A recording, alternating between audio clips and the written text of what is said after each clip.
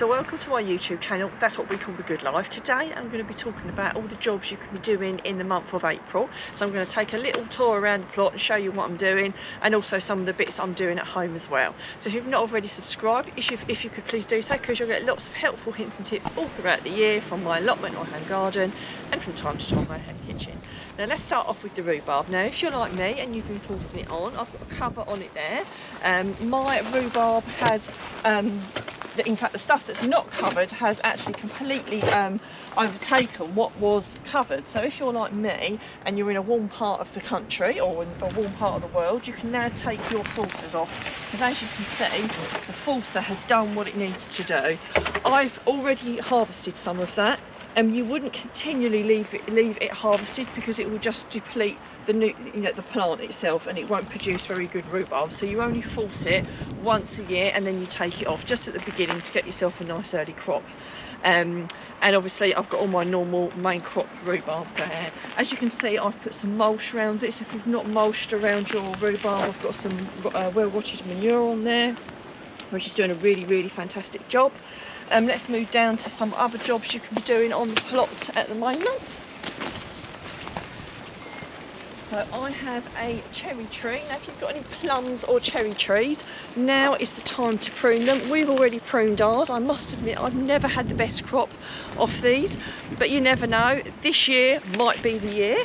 Another really important thing you must be doing if you've got gooseberries, they are very susceptible to birds attacking them once the blooms and the flowers start to form.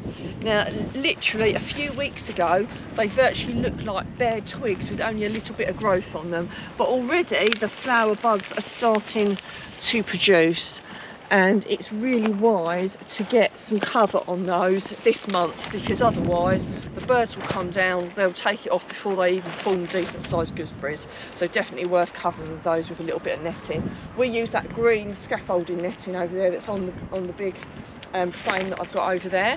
So if you've not got anything to cover them with, it's really good, it's really cheap, and we've got an Amazon shop, which I must admit we do make a little bit of money out of. But if you would like to get some, there will be a link up on the screen, and there will be one in the description. I use it for so many things.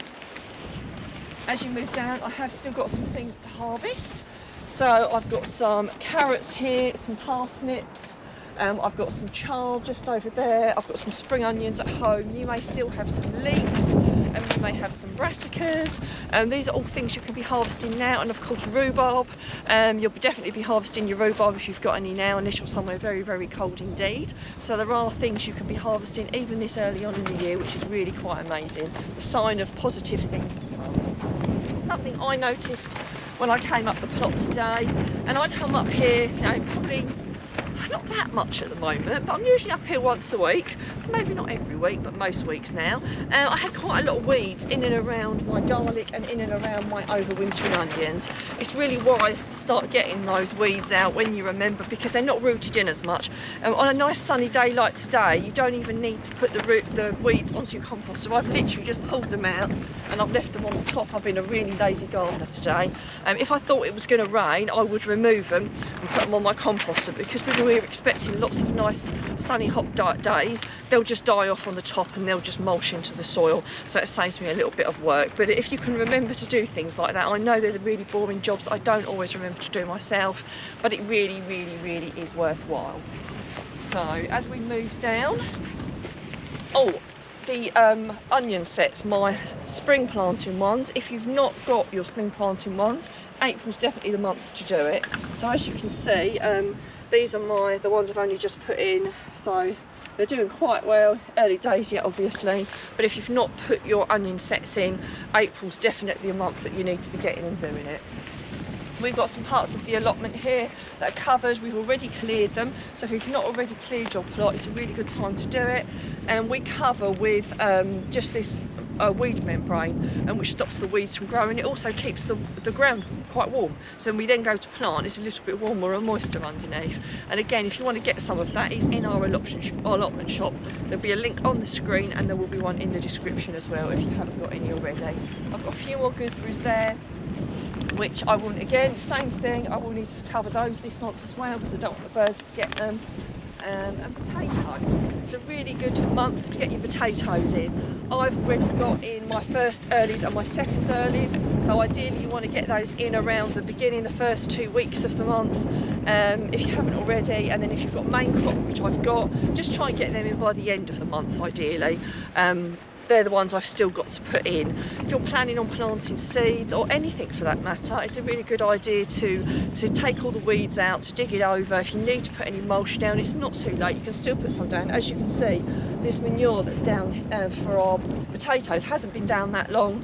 I know some people don't like putting it down if it's not really well rotted, but generally it's fine. You just wouldn't put young seedlings in it, although I have seen some YouTubing videos where people have grown things in quite fresh manure, so it's interesting to hear what people have to say about that.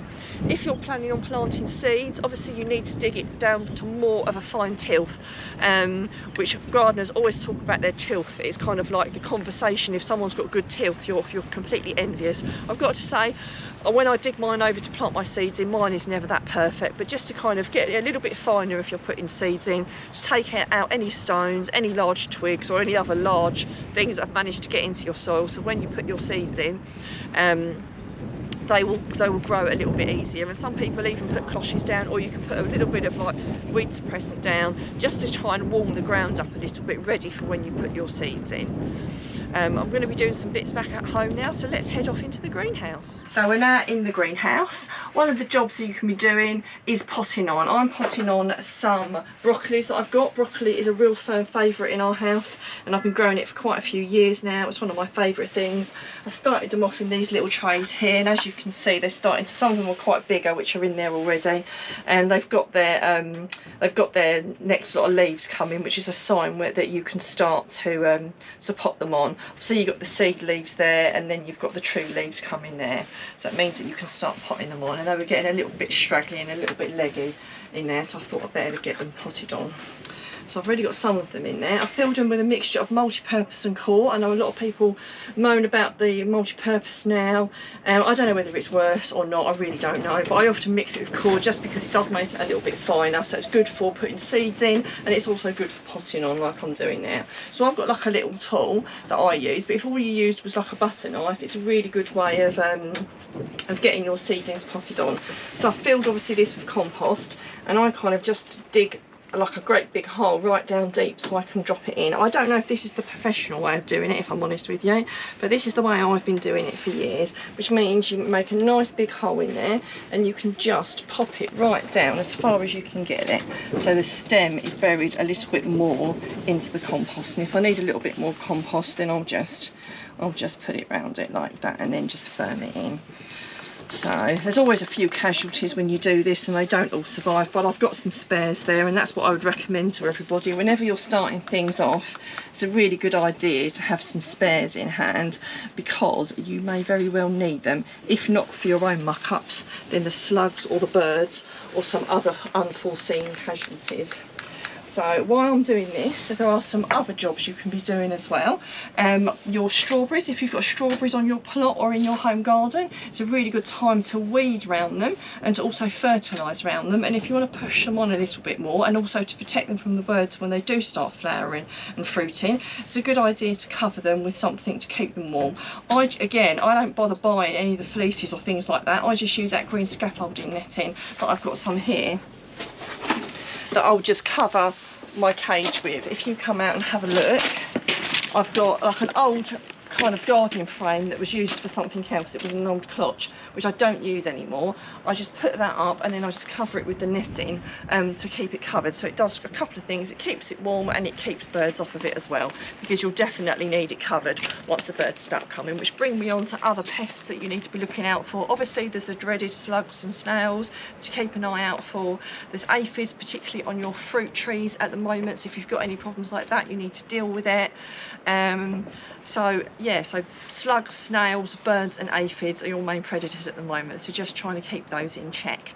Now obviously I'm doing some potting on at the moment, but I'll also be sowing some more things as well. So if you're wondering what you can sow or plant in the month of April, there will be a link up on the screen and one in the description for my latest video.